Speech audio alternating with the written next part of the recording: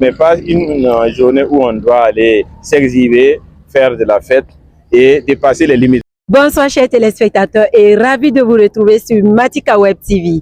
À l'occasion de la Journée internationale de la femme, nous avons le plaisir de vous présenter notre micro-trottoir de ce jour. Alors restez avec nous pour ne rien rater.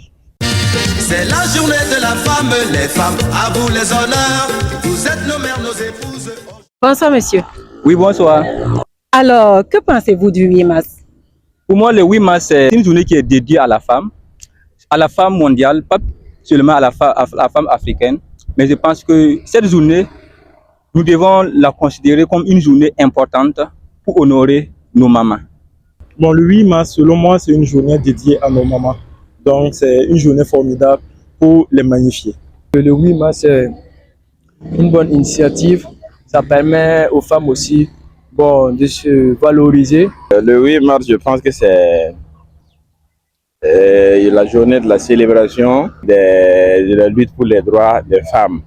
Et de faire des remises en cours quotidiennes, de se faire des perspectives et de prendre des engagements envers soi-même. Ce n'est pas une journée dont on doit accorder la majorité de la journée ou bien la majorité de la célébration à des activités festives, mais à des activités de réflexion.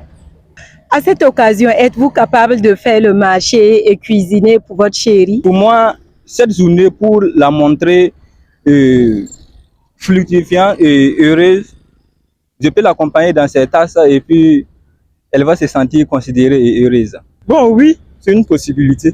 Ouais, c'est parce que comme je l'aime, je vais faire ça pour elle. Pourquoi pas? Oui, ça sera une bonne chose. Comme la journée est dédiée aux femmes, ça sera une bonne chose de faire ce genre de travaux pour les femmes. En tout cas, c'est bon. Je vais pouvoir faire ce genre de trucs. Voilà. Moi, je pense que ça, c'est des banalités.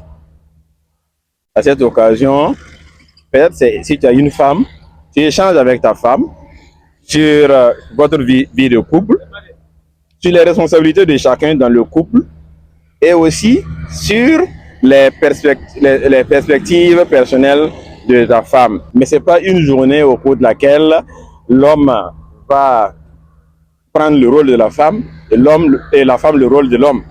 On voit que deux fois, il y a certaines femmes qui profitent tellement de cette journée qu'après, ils ont des soucis dans leur foyer. Oui. Comment trouvez-vous cela? Bon, à mon niveau, si tu vois que suivre tes camarades ou suivre tes amis, aller sortir, aller fêter ailleurs, ça peut te causer des ennuis après. C'est mieux de faire ça à la maison. Que vous soyez une mère, une fille, peu importe votre âge, c'est votre journée.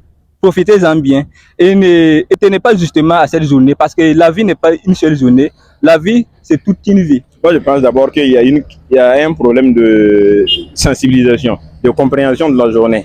Ce n'est pas une journée où on doit aller s'exhiber, faire de la fête et dépasser les limites. C'est une journée de défense de vos droits et d'engagement à assumer ses responsabilités.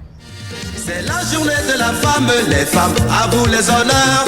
Vous êtes nos mères, nos épouses, aujourd'hui c'est le jour des fleurs. Vous êtes amour, charme et douceur, lumière et celle du foyer. Que pensez-vous du 8 mars?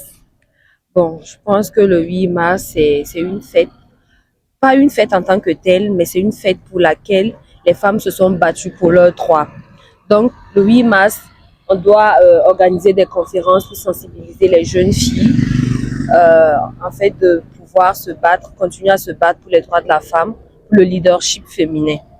Le 8 mars, c'est la journée internationale des droits de la femme.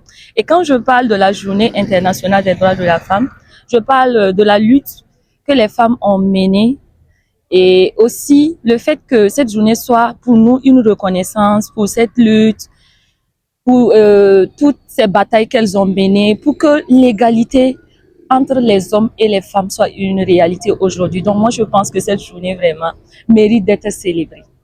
Nous constatons qu'il y a plusieurs femmes qui ont des soucis dans leur foyer. Et après la fête du 8 mars, que pensez-vous de cela?